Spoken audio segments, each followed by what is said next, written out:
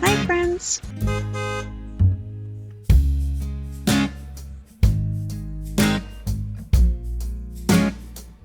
The Cup and Saucer Trail is found on beautiful Manitoulin Island, Ontario.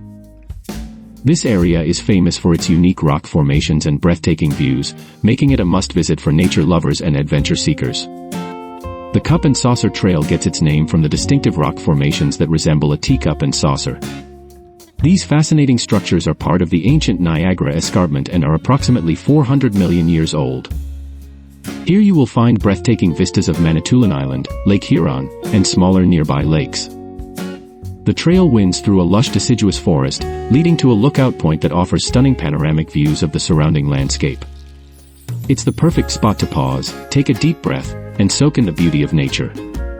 Whether you're here for the stunning scenery, the challenging hike, or just a day of adventure, the Cup and Saucer Trail has something for everyone. Thank you very much.